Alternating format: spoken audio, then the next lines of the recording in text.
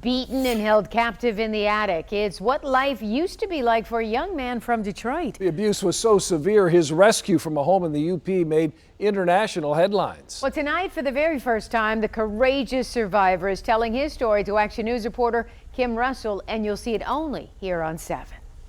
This young man wasn't just abused, he was held captive, locked in an attic by his mom and her boyfriend for years. It was torture some would not survive. But Curtis Miller is a brave young man who now is speaking out. You literally took my soul away from me.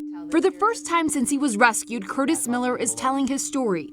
He says his nightmare started when his mom, Susan Bardo, took him away from his dad in Detroit and got a new boyfriend, Carl Pellinen.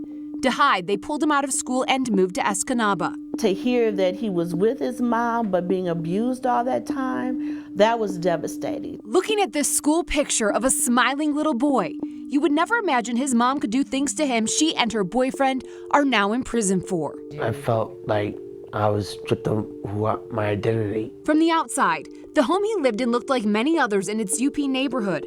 But behind these doors, Curtis lived in unimaginable conditions. He was beaten, raped by his mom as her boyfriend watched, and from 10 years old to 15 years old for 5 long years, forced to live alone in an unheated attic. I was in prison. This is a picture from police of the attic where they would leave him for 23-hour stretches. Only once a day was he allowed out to eat a meal of rice or oatmeal on the stairs. When they left, to ensure he didn't leave, they duct taped his legs. His muscles wasted away. When he duct taped me to go to the bathroom, I literally fell on my knees. His mom and boyfriend gave him 1 bathroom break a day.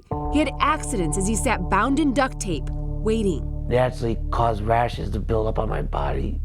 He wasn't just a physical prisoner, he was a psychological prisoner. His mom and her boyfriend convinced him that he had to stay in the attic because outside people were waiting to kill him. So when police came knocking on the door, he was terrified.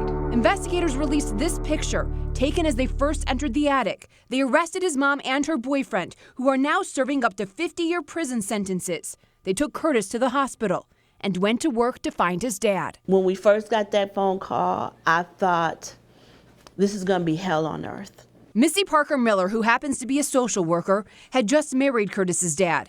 They had tried to find him, but always thought his mom, while hiding from them, was caring for him. These are pictures of Curtis as he was reunited with his dad, who couldn't be there for the interview.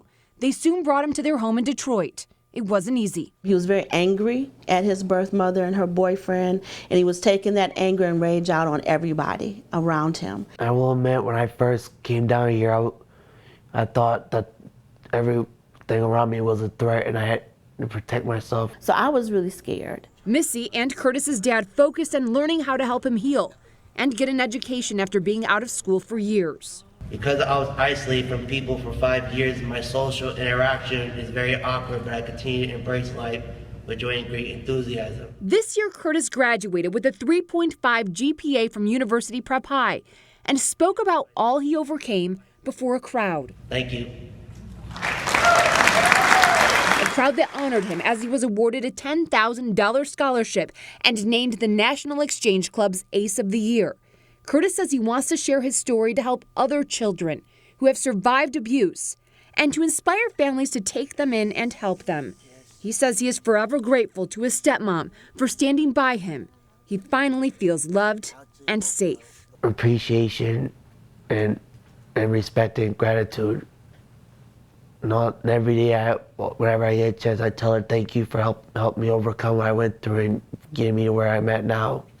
And I also do that with my dad. Children who've been abused, who've been hurt, who've been traumatized, they can heal. And it's a wonderful thing to see that happen. Right now in Michigan, there are about 13,000 children in foster care and 300 waiting for adoptive families. Curtis's adoptive mom and Curtis say they hope they inspire families to take those kids in, give them love, and help them succeed like Curtis has. Kim Russell, 7 Action News. Wow, it's amazing that they found him. Tremendously sad and tragic story. Absolutely. But look, with the help and the support, what that young man has accomplished. I mean, thank goodness they could find his dad, and then the stepmom showed him love, and so he's on his way to healing. I know he has a long road to go still. Oh, I'm sure. Incredible. Yeah. All right, Kim, thank you for that story. Well, it's your